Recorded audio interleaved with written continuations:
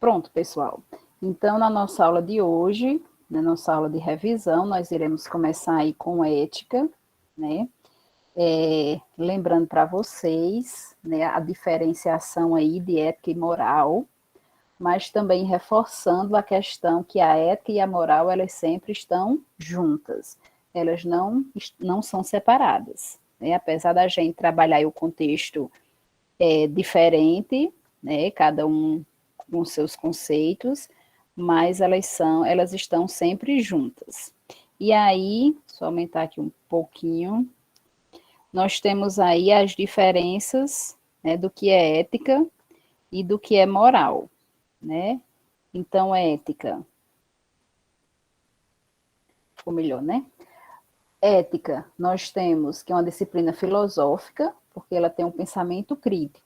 Então, nós já falamos várias vezes a questão de que o nosso código de ética, ele trabalha na questão que nós precisamos pensar em tudo que a gente vai fazer, né? Em todos os procedimentos, como a gente vai agir com o paciente, a questão do acolhimento, a questão das necessidades de urgência e emergência do paciente, né? A forma que nós somos expostos a esses pacientes. Então, nós sempre temos que estar refletindo sobre as nossas ações diante da nossa vida profissional e diante também da nossa vida pessoal, né? Então, daí a questão da ética, ela ser uma disciplina filosófica, porque ela faz com que a gente tenha um pensamento, exige de nós um pensamento crítico reflexivo. Em suma, ela trabalha os nossos valores, valores nos quais nós aprendemos, nós carregamos desde a formação do nosso caráter, né? A gente viu a questão aí, a gente pontuou as questões aí do id, do ego e do superego, né? Quando a gente traz na formação dos nossos valores, desde que os nossos pais nos ensinam, né? E a gente vai passando pela escola, vai passando pela adolescência, chega na idade de hoje e nós trazemos conosco valores que foram formados desde a infância, valores que a gente molda no nosso dia a dia, que fazem parte das nossas vivências, né? Nós sabemos que ética é uma manifestação livre de cada indivíduo, é por isso que a ética é a nossa consciência, é o nosso eu, tá? Então, eu tenho atitudes que eu acho que são éticas, eu acho que foram éticas, que eu fiz corretamente, mas talvez Letícia, né, tenha visto com outro ponto de vista, então para ela não foi uma atitude ética. Então, por isso que ética é o consciente de cada um, tá? É a forma como cada um age e age de maneira correta para si.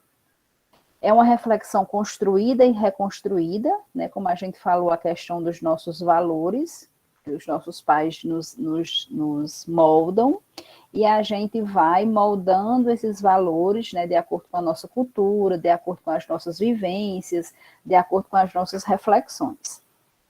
É uma expressão do ser humano como exigência radical, e é uma disposição permanente de agir de acordo com as próprias exigências, né? Então, até a gente já falou a questão de que, às vezes, né, nós temos um ponto de vista, mas a sociedade em que nós estamos exige de nós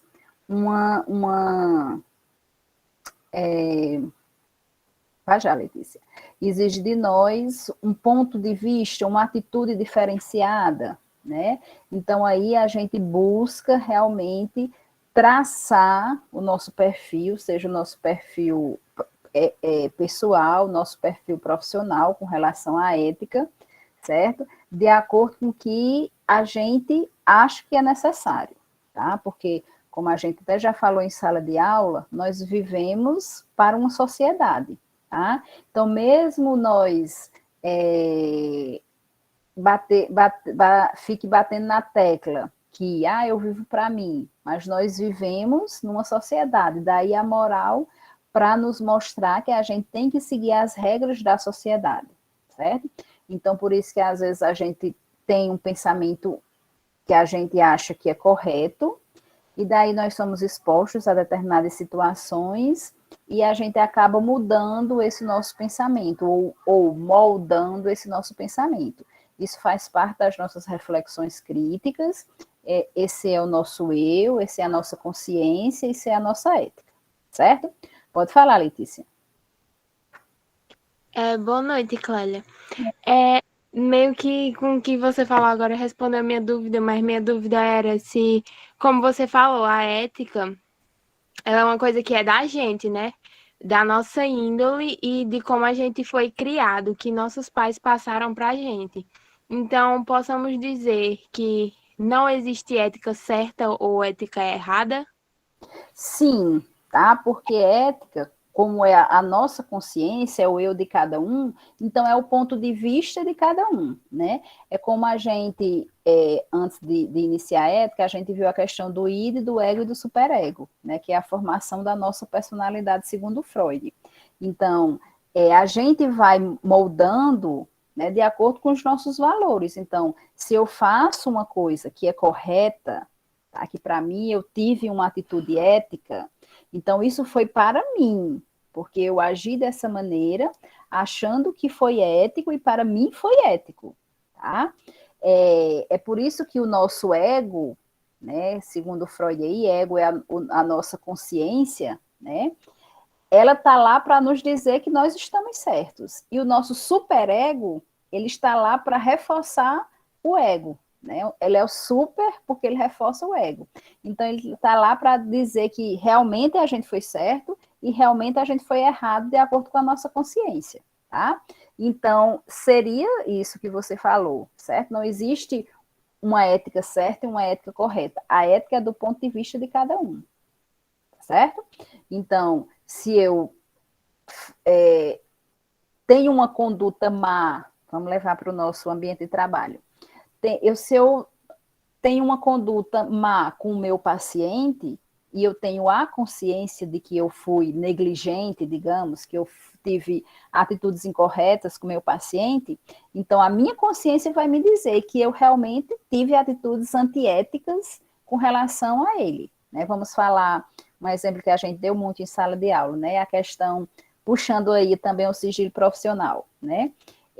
Eu sei o diagnóstico do paciente e daí eu saio espalhando o diagnóstico desse paciente, tá?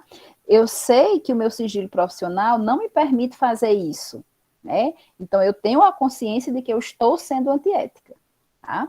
A partir do momento que eu guardo isso como um sigilo profissional, então eu sei que eu estou sendo ética, tá certo? E, né, Letícia nem cuida do paciente, mas se Letícia vier de uma forma curiosa, Clélia, qual é o diagnóstico do paciente X, né? Letícia vem sabendo que ela está tendo uma atitude antiética, porque se ela não cuida do paciente, ela não precisa saber o diagnóstico, certo? Então, muito bem colocado isso aí, Letícia. Valeu demais. Tá? E daí, pessoal, a gente vai para a moral, né? Moral anda junto com a ética, só reforçando isso aí para vocês, tá? Então, limita-se ao estudo dos costumes e das variantes das relações. São as regras que se impõem às pessoas, é o impulso que move o grupo. Então, veja, né, que a moral é a questão das regras de conduta, das regras de uma sociedade. As regras que nos são impostas, como diz aqui, né, como comportamento automatizado. Né? Ninguém pensa, por que eu não devo roubar? Porque eu já me introduziu, né, já veio com os meus valores, que isso é incorreto. Tá? E eu sei que aquela pessoa que rouba, né, ela está tendo uma atitude amoral, porque ela está indo contra as regras da sociedade. Então, ela vai ser vista pela sociedade como uma pessoa que não tem uma conduta, né, que é amoral, que não tem valores, e ela vai acabar sendo o quê? Excluída da sociedade, né? É a visão aí que nós temos com relação a todas as pessoas que não seguem as regras da sociedade, certo? E daí, né, uma ação coletiva que tende a agir de determinada maneira, tem a questão realmente do receio da reprovação social, né? Muitas vezes a gente até acha, que é uma conduta errada, tá? Às vezes a gente não segue, sabendo que é uma atitude incorreta, e a gente sabe que não seguindo, nós vamos, né, receber aí uma reprovação social, não vamos entrar naquele grupo, tá? Mas é melhor nós termos uma consciência limpa, seguindo os nossos valores, seguindo as regras que a gente sabe que são corretas, do que a gente, né, estar no meio de um grupo que faz coisas erradas, que são conhecidas como pessoas de má conduta, né, só para ser aceito, tá? Então, por isso que aí a ética, ela vem muito puxando a moral aí, porque vai ser a minha consciência, tá? Então, até quando eu consigo andar numa conduta errada, certo? Se eu tenho uma consciência, tá? Então, ética e moral sempre estão juntas. Ética é a nossa consciência, é o nosso eu, é o nosso ponto de vista de seguir uma conduta correta, tá? E a moral, ela traz essas regras da sociedade que nos fazem realmente viver em sociedade, né? Através dos valores, através das regras, através do coletivo, né? Nós não vivemos sozinhos, nós temos que viver em coletivo, tá? Então, a gente está sempre ou precisando de outra pessoa, ou convivendo com outras pessoas, tá? Às vezes, pessoas que a gente nem conhece, né? Vocês todos não se conheciam, né? E quando vocês se conheceram, talvez vocês fizeram amizades tão fortes que antes não se conheciam, tá? Que aí está, né, a origem de viver em sociedade, certo? Então, a questão aí das relações, ok? E daí nós vamos para os filósofos, né? E aí com os filósofos nós temos aí Aristóteles, né? Onde Aristóteles, vou subir aqui um pouquinho.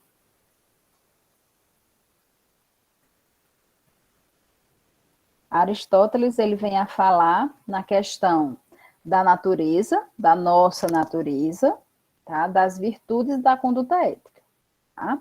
Então, Aristóteles, ele disse que, por natureza, todos nós queremos o bem, né? Fazer o bem e queremos atingir a felicidade, tá?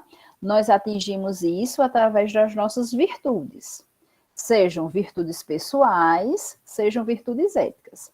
Então, por isso que Aristóteles, ele trabalha muito bem a ética, né? Porque nada melhor do que nós termos uma consciência limpa, né? A consciência de que, hoje eu fiz um bom trabalho, né? Eu estava lá no meu plantão e consegui atender os meus pacientes de maneira satisfatória, consegui acolhê-los, consegui fazer todos os procedimentos, né? Então, deixei o meu plantão todo em ordem.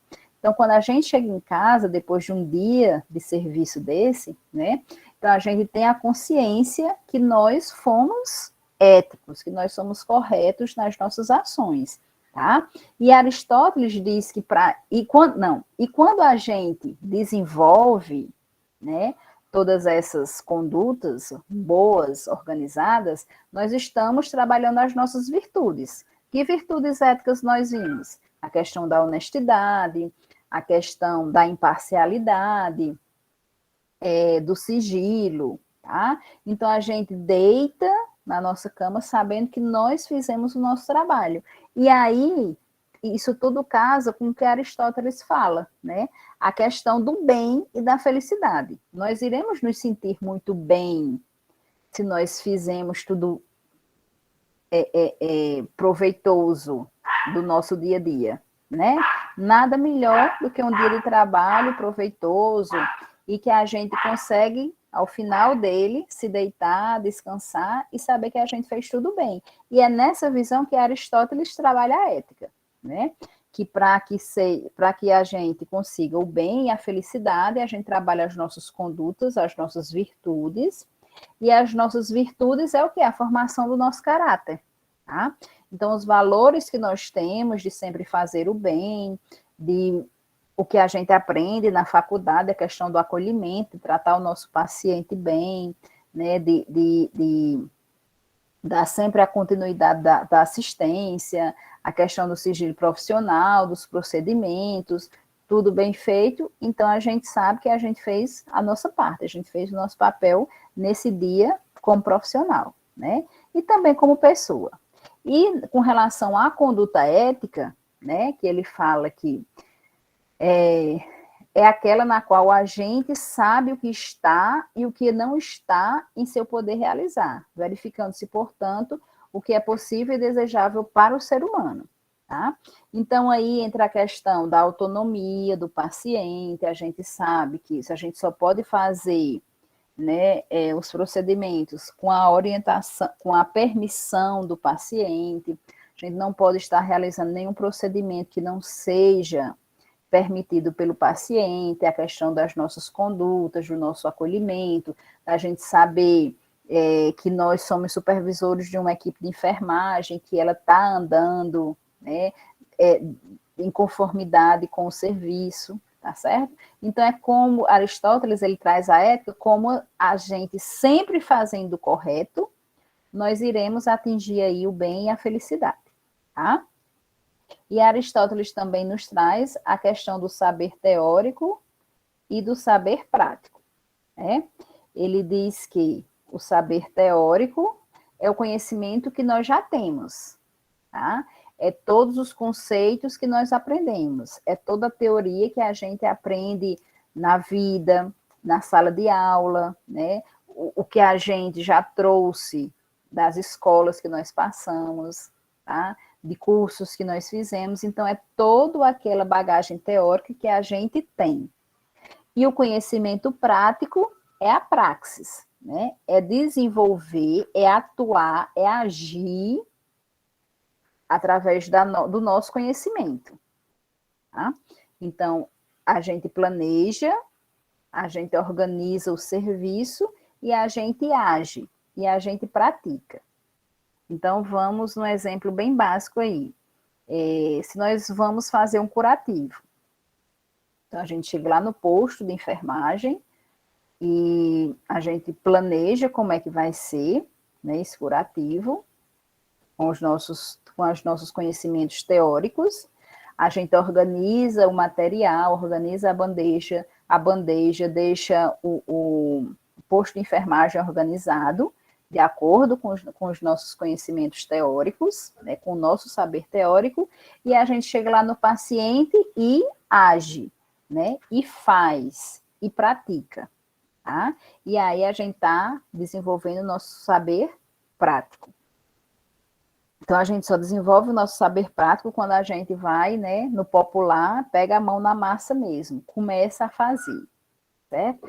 Esse é o nosso saber prático. Quem nos traz essa questão, esses conceitos aí de saber teórico e de saber prático é Aristóteles aí, certo? E daí nós temos Kant, tá? Kant, ele fala na questão de que não existe uma bondade natural, né? Todos nós temos sentimentos bons e sentimentos ruins. E daí nós precisamos viver em equilíbrio, tá?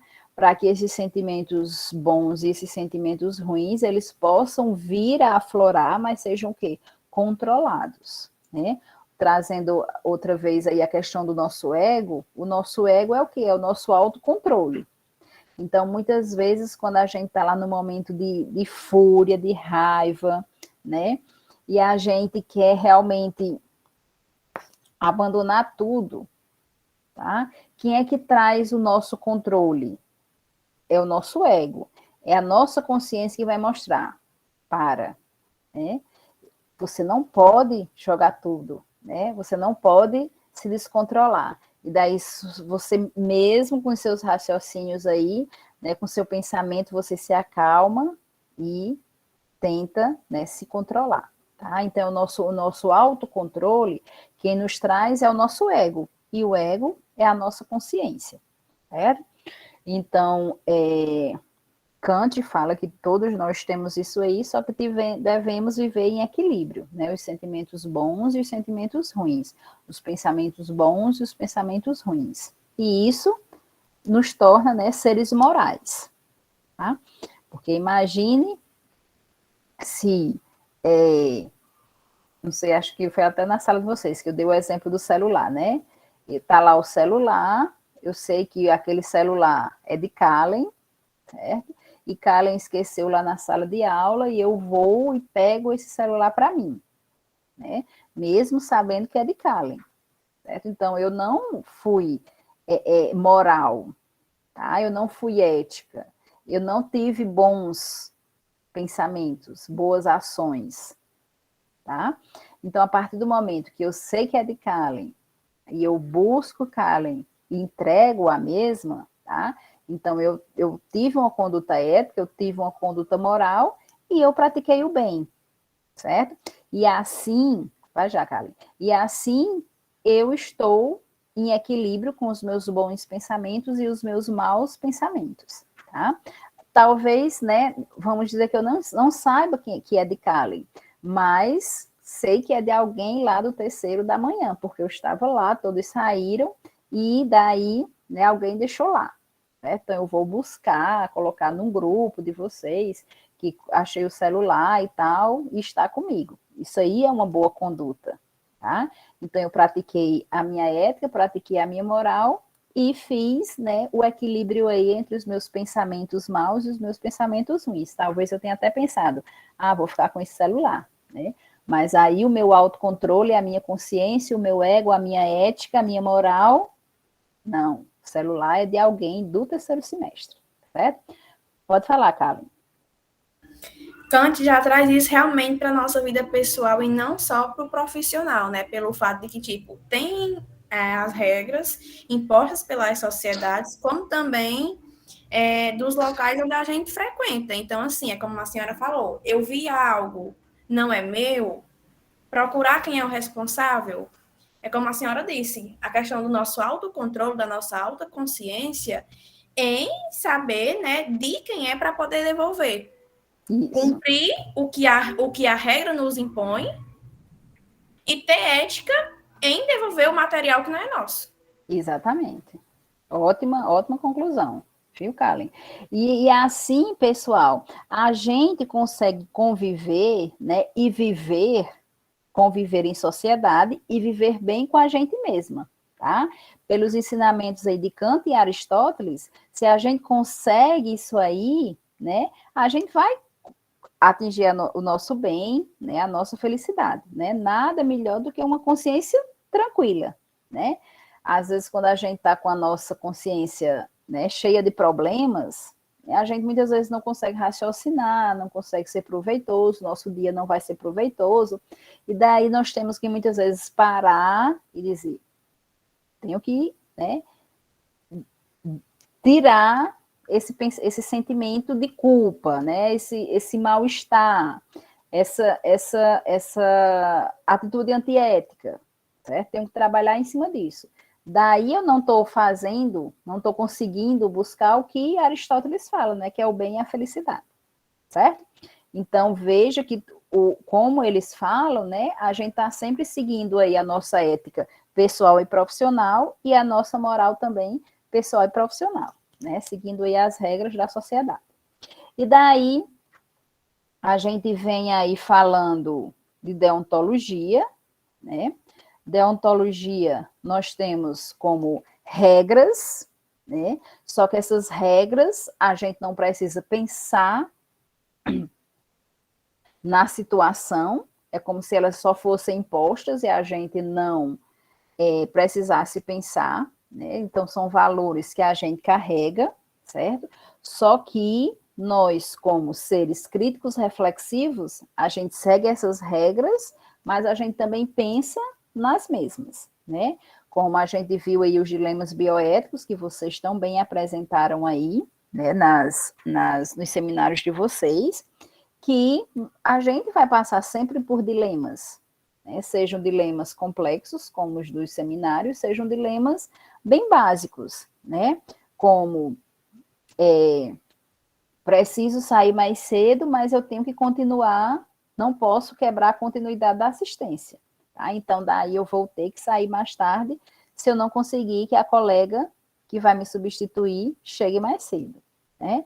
Então, são esses, né, esses dilemas, essas regras que nos são impostas dentro da nossa vida pessoal, dentro do nosso trabalho, né, que são regras absolutas, mas que muitas vezes a gente tem que pensar em cima das mesmas, né? Por isso que antes o nosso código de ética, só repetindo isso, já disse para vocês várias vezes, o nosso código de ética antes era um código de deontologia, onde a gente só tinha que seguir as regras, né? E agora ele é código de ética, porque a gente precisa refletir em cima dessas regras, em cima dos artigos, né? E por isso que tem aí as questões urgências e emergências, né? Para a gente refletir se a gente pode, se a gente tem condições ou não de realizar determinados procedimentos em cima, baseados aí nessa questão, certo? Aí, pessoal, segue aqui agora a questão da ética profissional e das virtudes, certo? As virtudes, vocês dão uma olhadinha, tá? Tentando entendê-las, tá?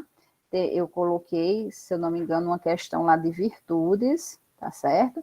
Mas aí vocês não precisam se atentar para conceitos dessas virtudes, tá? Vocês só leem e tentam entender. Eu não me recordo se foi na prova de vocês ou foi na da noite. Mas essas virtudes vocês não precisam estar aprendendo ou decorando os conceitos, não, certo? Vocês só leem e tentam entender o que é imparcialidade, né? É que a gente não pode tomar, né, uma decisão de um dos lados sem a gente ver ambos os lados, né? A questão da honestidade, a questão do sigilo profissional, que a gente já vai ver lá o conceito, né? Que a gente tem que manter o nosso sigilo profissional, certo? Então, vocês dão uma lidinha aí nessas virtudes, mas não precisa estar decorando conceitos de virtudes, não, certo? Só entenda. E aqui a nossa ética profissional, né, o conjunto de normas de conduta que deverão ser postas em prática no exercício da nossa profissão. Então, nós sabemos que a nossa ética profissional, né, nós temos um código de ética. Na verdade, a maioria das profissões tem códigos de éticas, mas muitas vezes a própria profissão não exige que elas tenham um contato direto com o código. O nosso, ele exige, tá? Então, por isso que vocês têm uma disciplina aí sobre ética e legislação, certo? E a gente tem que seguir as nossas regras, mas sempre com pensamento crítico reflexivo, já que ele é código de ética, certo? A prova, Kalen, são 5 questões objetivas e 2 subjetivas. Ok, pessoal? Então, do conteúdo de ética, a gente vê aí, isso aí, certo? E vocês dão só uma lidinha aí nas virtudes, tá bom?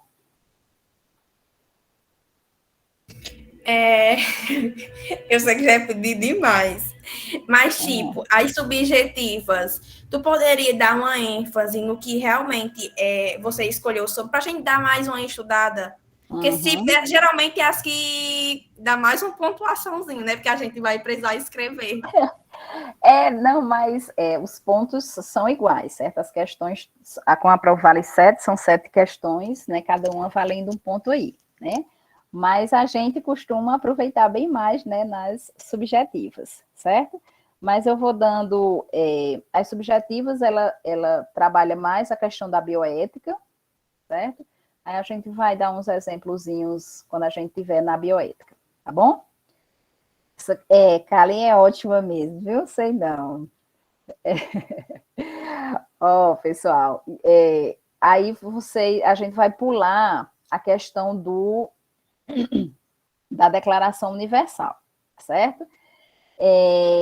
Não que não caia, cai sim, tem 1 ou 2 questões de declaração, certo? Só que, como eu falei ontem até para a turma da noite, tá? Vocês deem uma lida tentando entender a declaração, certo? Não precisa lerem vale, não sai mais não, aquele slide de declaração não, vocês já vão logo tentando ler e entender os artigos da Declaração Universal dos Direitos Humanos, certo? Lá são questões objetivas, então quando vocês forem ler, vocês já vão lembrar o que vocês leram, certo? Não vão estar decorando artigos de declaração não, tá bom? E daí, a gente vai falar um pouquinho sobre o sigilo profissional.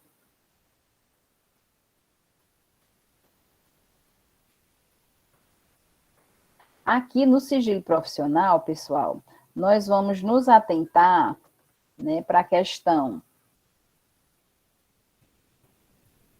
da autonomia do paciente, né? A gente sabe, tanto aqui no sigilo profissional, quanto lá nos princípios bioéticos, que o paciente ele tem autonomia sobre ele mesmo, né? Então, nós temos que ver que se o paciente ele não permite que um procedimento ele seja feito com ele, que o procedimento seja realizado, esse procedimento ele não será realizado, tá? Mesmo que, né, que a gente insista, qual é o nosso papel quando o paciente se recusa a um procedimento, né? É a gente insistir com ele da necessidade de se fazer aquele procedimento, da gente explicar para ele os prós, né, os benefícios e os malefícios caso ele não permita a realização do procedimento, o que pode acontecer com ele, né? Quais são as consequências, quais são as complicações, tá certo?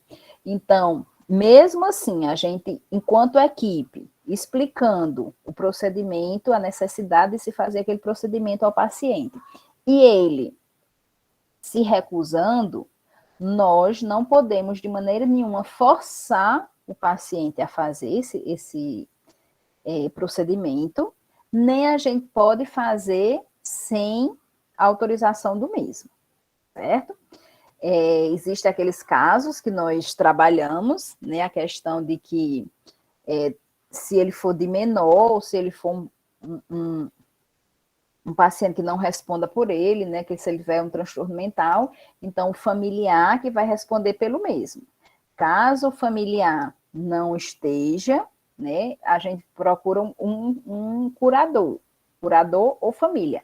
Caso eles não estejam, aí o médico, né, se o paciente for inconsciente, não responder por ele, for de menor, ou tiver transtorno mental, né, que aí ele também não vai conseguir responder por ele, aí o médico, caso o curador e a família não estejam presentes, né, aí o médico ele pode, né, realizar o procedimento e comunicar isso a outras instâncias, como ao Ministério Público, que foi feito o procedimento porque não tinha ninguém que respondesse pelo paciente e o paciente não respondia por ele mesmo, né? Ele é considerado o quê? Vulnerável, certo? Então, veja essa questão da autonomia, tanto no sigilo profissional, quanto lá na bioética, essa questão de que o paciente tem autonomia sobre ele, certo?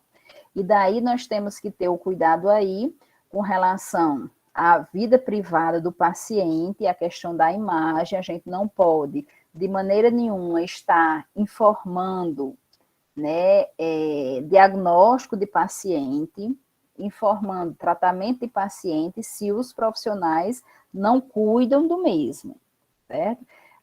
Informando isso a pessoas que não são da família do paciente, tá? Então, temos que ter o cuidado, né, com relação aí ao sigilo profissional diante da autonomia também do paciente, ok? Como diz aqui, né, o sigilo, né, é a garantia da confidencialidade das informações do paciente, certo? E daí, aqui essa questão, né, origem e definição, nós não vamos nos atentar, certo? E vamos nos atentar para a questão aqui deixa eu ver aqui, isso aqui nós vamos nos atentar um pouquinho.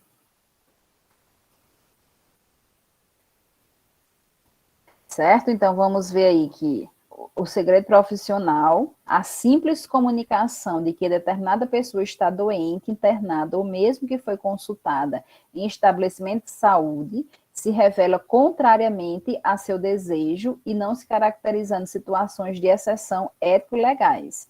Pode representar uma violação ao direito do paciente, pois se estaria rompendo o anonimato ao qual o interessado não teria consentido. Tá? Então, veja aqui a questão que a gente até citou lá na aula, a questão da gente estar consultando menores de idade, certo? Menores de idade, eles têm um responsável. E daí a gente tem que evitar, né, atender os menores de idade sem a presença do responsável. Porque a gente não vai poder quebrar o sigilo profissional com relação a esse menor de idade, desde que, né, a informação que ele veio nos dar, que ele veio pedir orientação, não traga risco nem para ele, nem para terceiros, certo? Então, se não houver risco nem para o menor, nem para terceiros, o sigilo tem que ser mantido.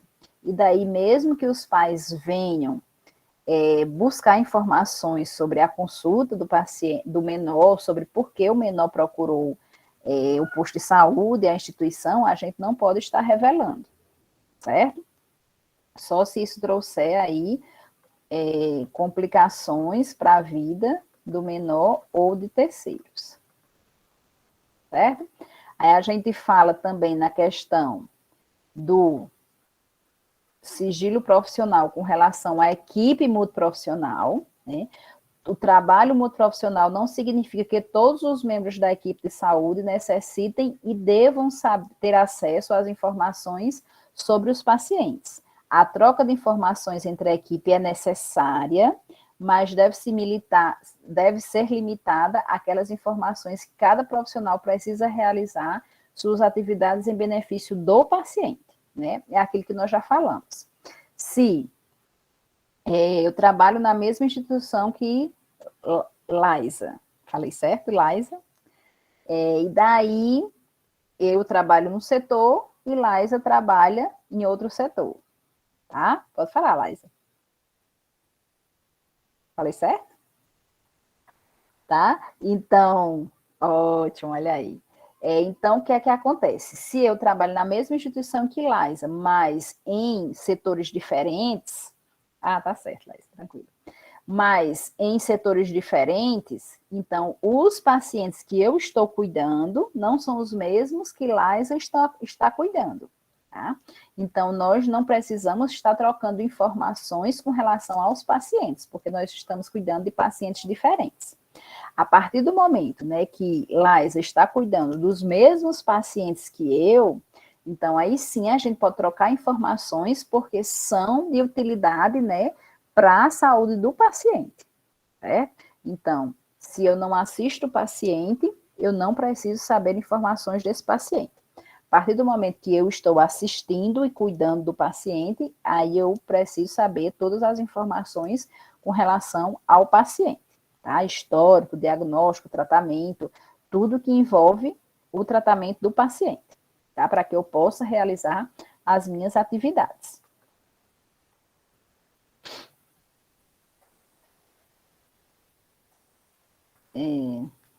Aí vamos ver a questão, né, da violação dos segredos aí, certo?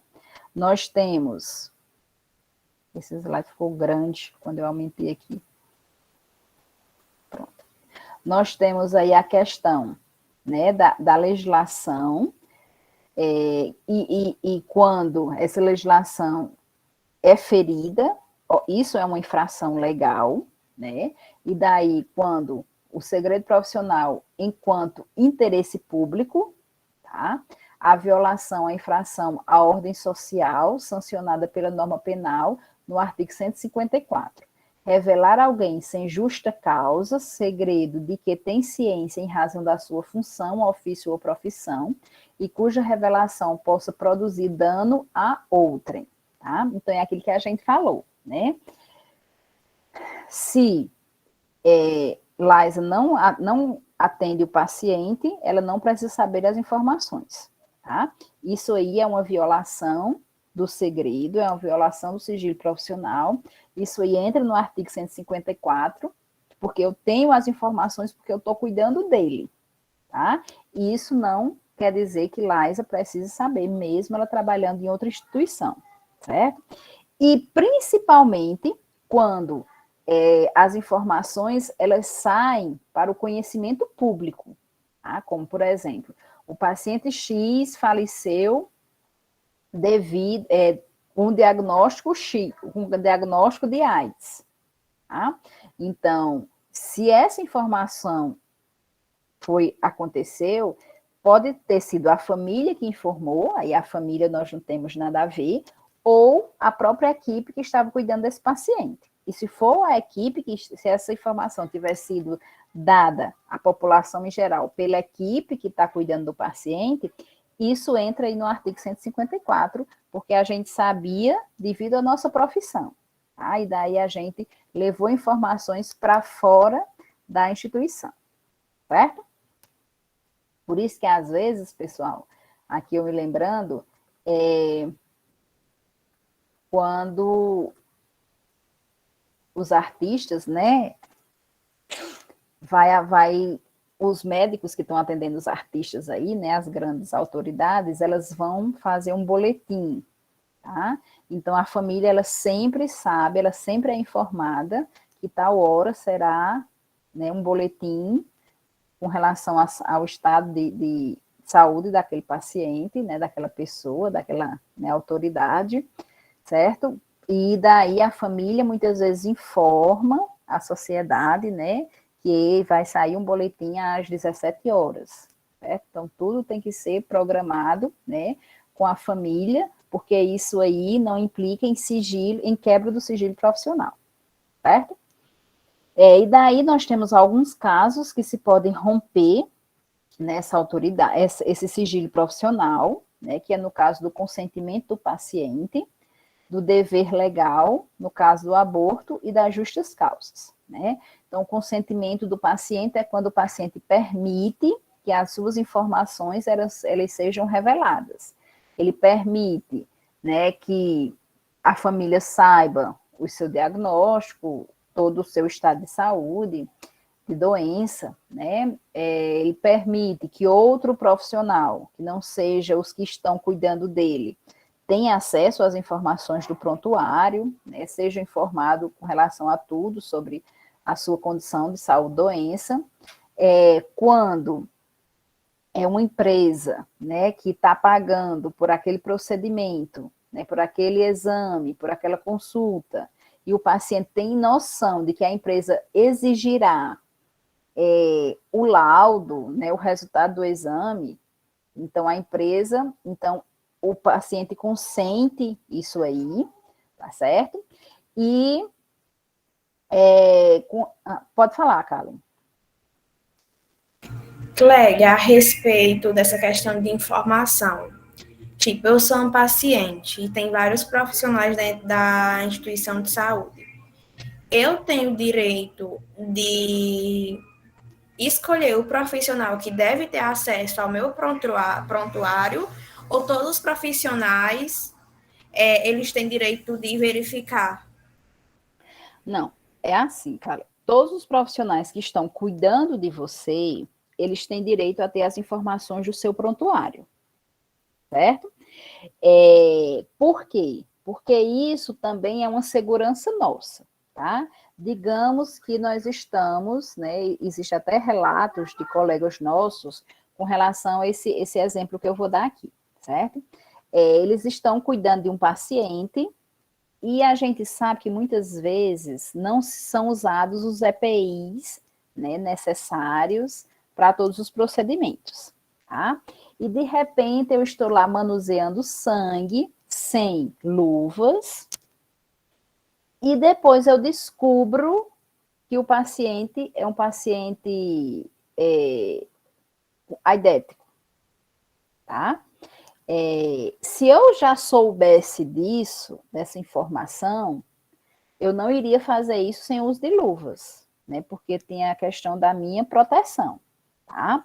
Então, a importância de todo profissional saber todas as informações do paciente que ele está cuidando, isso é bom para o paciente e isso é bom para o profissional.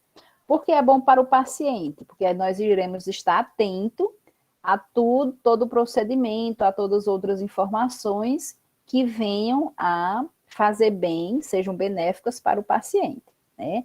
Como até eu já falei para vocês, né? Nós temos autonomia com relação a muitas vezes chegar lá no médico que prescreveu a medicação e daí nós debatermos com ele de forma amigável a questão de será que determinado medicamento não seria melhor, né? E daí talvez até a nossa, né, iniciativa dê certo, né? Realmente o medicamento que a gente vai lá ver, né, intervir, realmente tenha sido melhor e o médico não tenha pensado nessa possibilidade, né? Isso aí é um bem para o paciente, né? E é um bem para nós porque traz a nossa segurança profissional, né? Traz a nossa proteção, tá certo? Então, todo paciente que cuida, todo profissional que cuida do paciente, ele tem por obrigação, tá? E o direito também de ver, né, todas as informações do paciente, certo? Agora, se eu não cuido do paciente, mesmo trabalhando na mesma instituição em que ele está internado, aí eu não preciso, não tenho, né, que saber, não tenho por obrigação e nem a necessidade de saber sobre isso aí, tá certo? Tá?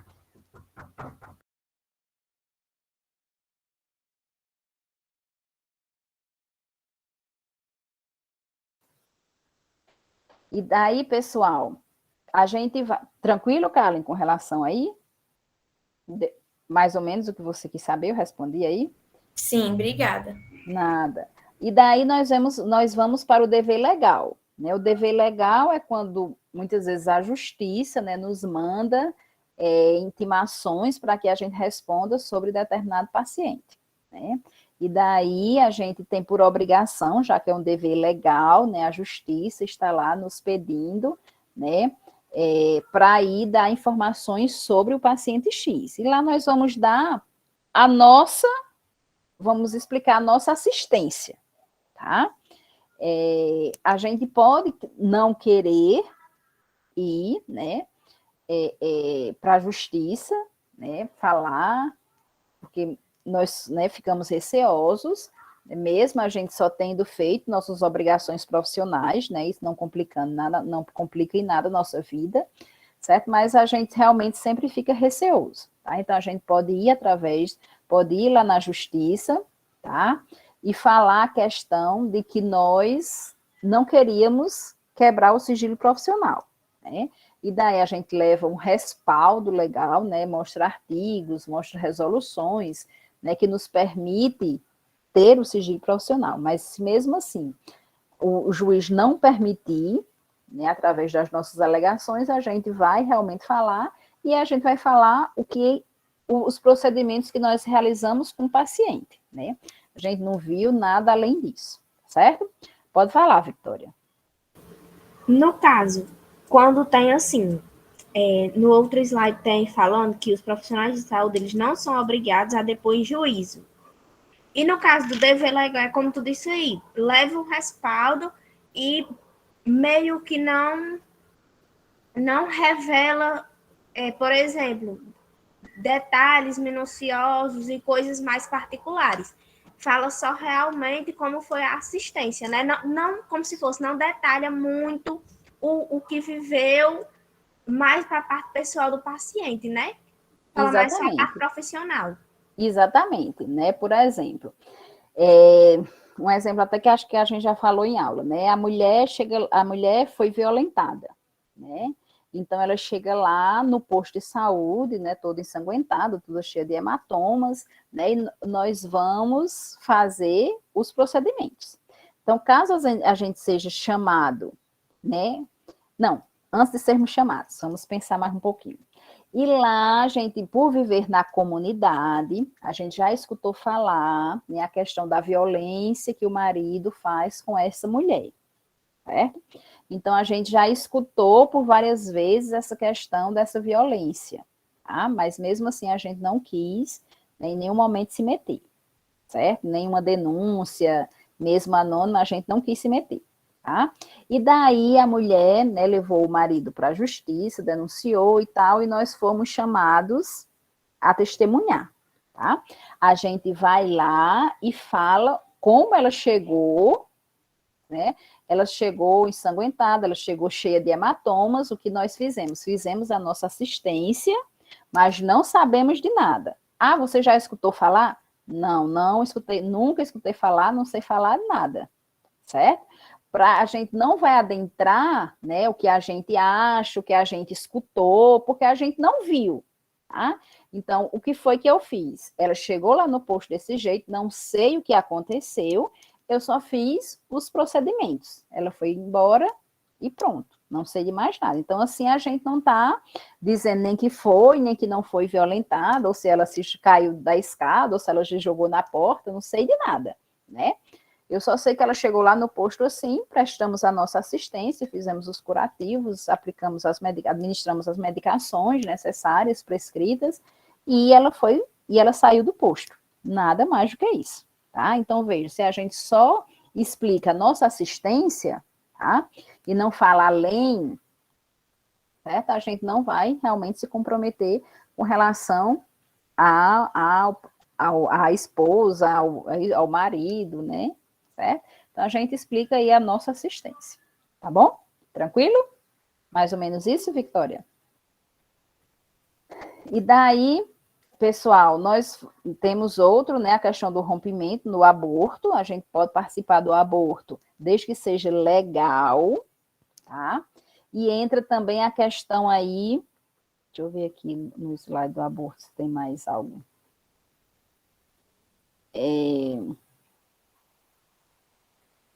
Pronto, aqui no caso do aborto, realmente, né, o aborto legal aí, certo?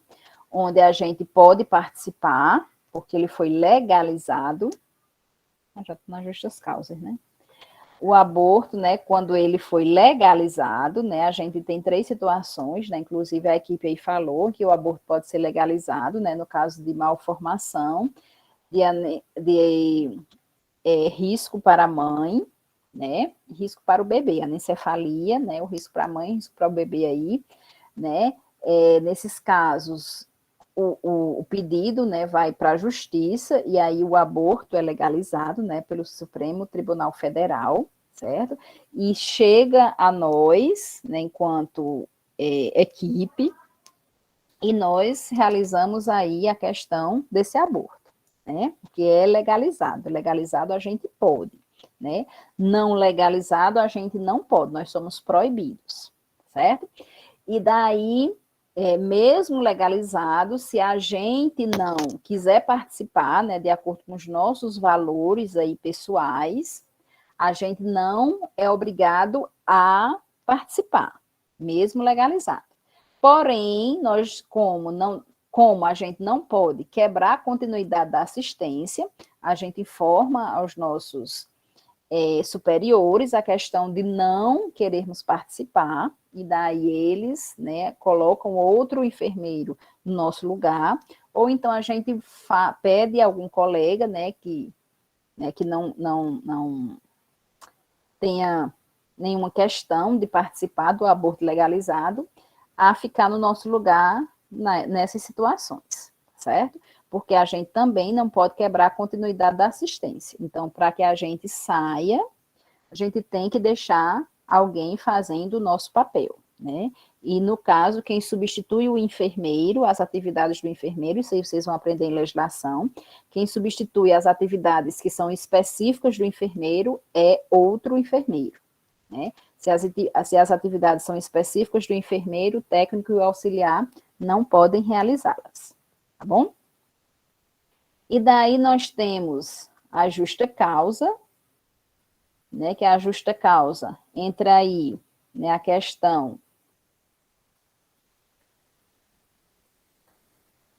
entra aí a questão dos interesses, né?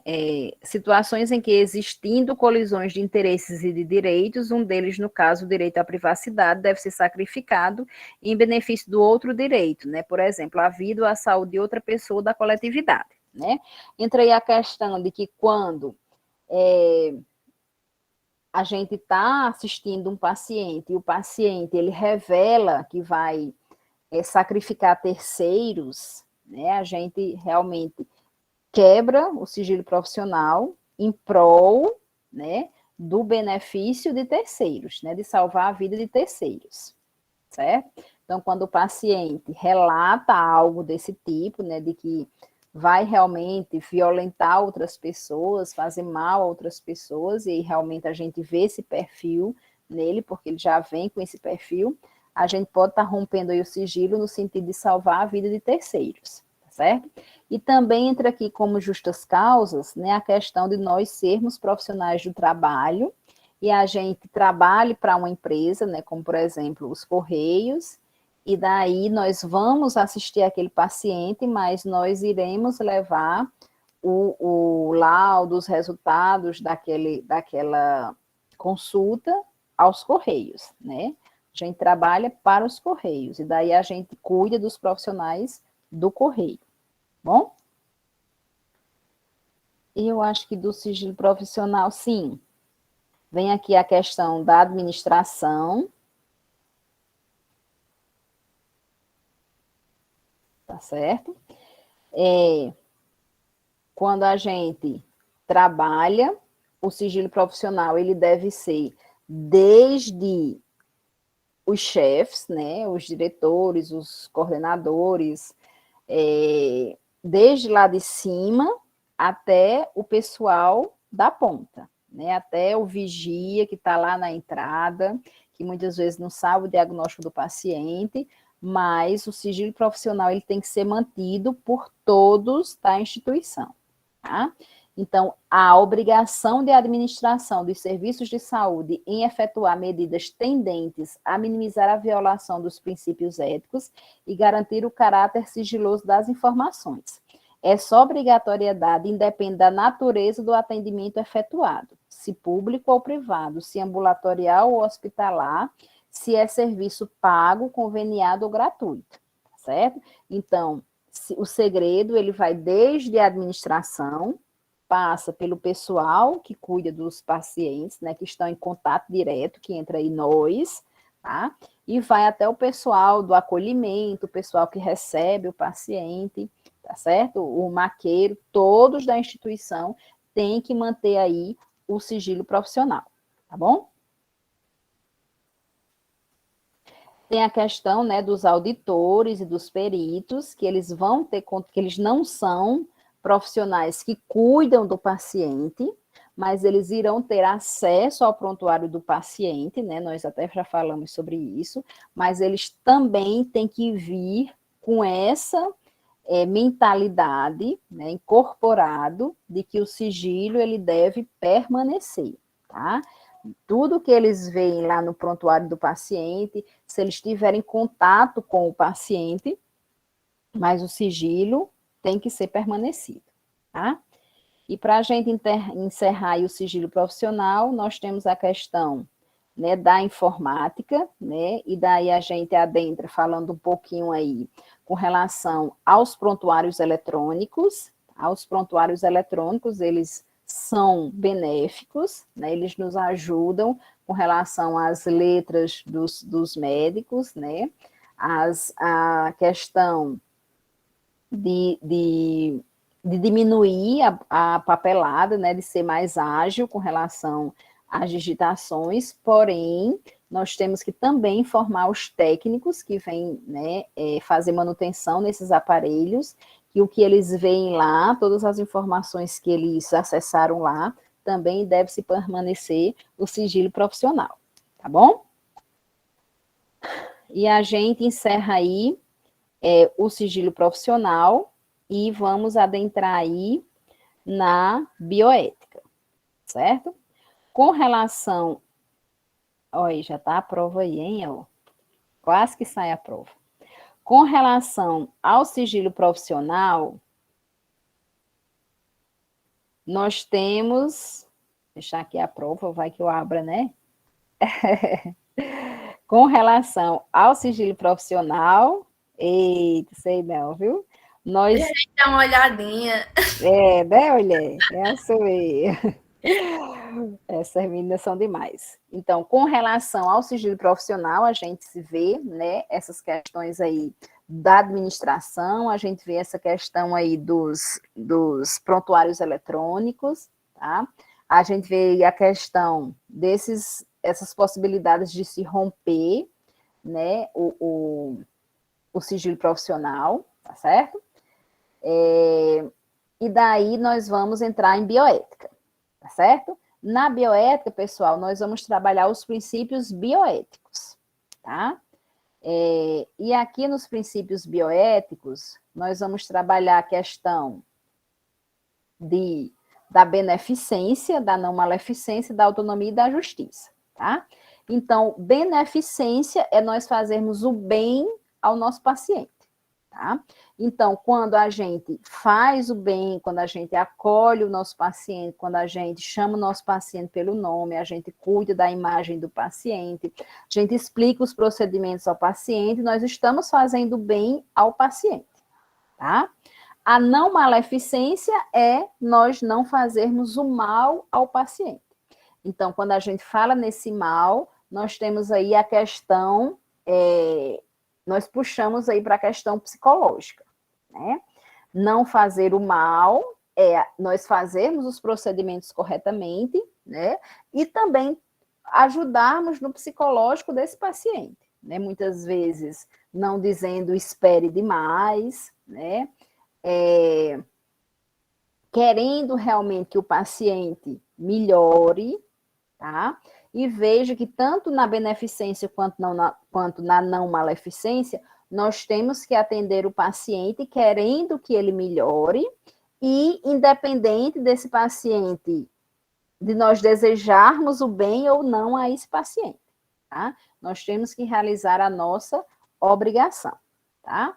E com relação à autonomia, mais uma vez, né, falando as mesmas coisas que nós falamos lá no sigilo profissional, a autonomia do paciente, ela tem que ser respeitada e acatada, tá? Caso o paciente, ele não queira o procedimento, a autonomia dele, tá? Isso deve ser respeitado. O que é que a gente tem que fazer? Orientar da necessidade, né? Orientar o que vai acontecer caso ele não faça, e se ele continuar, a gente pede para ele assinar o termo de responsabilidade, certo? Tem outra coisa que entra aí também na autonomia, a questão da alta hospitalar.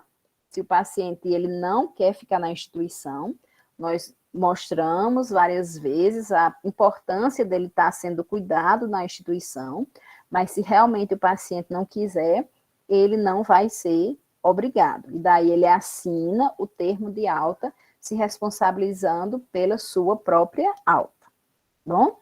E nós temos a questão da justiça, aí, a justiça, ele segue os princípios, a justiça na bioética, ela segue os princípios do SUS, que é da igualdade e da equidade, né? A igualdade, a assistência, ela é igual para todos, né? Então, independente de... Aí a gente pega aí a Declaração Universal, né? Independente de raça, de cor, de religião, de gênero, de classe social, né? De ser estrangeiro ou não, tá? Com nenhuma discriminação, a gente trata o nosso paciente de forma igual, certo? E a questão da equidade, segundo os princípios do SUS aí, que casa também com a bioética, é no sentido de o mais para quem mais precisa e menos para quem menos precisa. Então, se eu preciso mais daquele serviço, se eu uso mais aquele serviço está mais disponível para mim. Se eu uso pouco aquele serviço ou nem uso, ele está menos disponível para mim, mas no sentido de usar, tá? Mas veja que com relação à igualdade, o nosso serviço ele está igual para todos, seja para o paciente que pode pagar, seja para o paciente que não pode pagar. Nós iremos acolher muito bem o paciente que não precisa do SUS, como vamos atender bem aquele paciente que precisa do SUS, certo? Tranquilo com relação aos princípios bioéticos, então, beneficência é sempre fazer o bem ao paciente, não maleficência é não fazer o mal, tá? Quando a gente faz o bem e não faz o mal, nós estamos explicando os procedimentos para o paciente, nós estamos orientando muito bem ao paciente, nós estamos cuidando da patologia, do corpo do paciente e da mente do paciente, né? A autonomia, o paciente ele tem autonomia sobre ele, só que se ele nos impedir de determinados procedimentos, ele assina o termo de responsabilidade, e a justiça é que nós devemos tratar o nosso paciente de forma igual, ok? Tranquilo com relação aos princípios bioéticos aí, certo? Deem uma olhadinha nos princípios bioéticos, tá certo? Esse slide aí de bioética, vocês param nos princípios bioéticos, tá bom? Estudem os 4 princípios que vocês vão fazer uma ótima prova aí com relação à bioética, tá certo, pessoal? Tranquilo? E deem a lida na Declaração Universal dos Direitos Humanos. Leiam tentando entender, não leiam tentando decorar, certo? Leiam tentando entender cada artigo, assim como vocês falaram lá na atividade que vocês fizeram, né, lá na sala de aula, tá certo? Alguma dúvida a mais?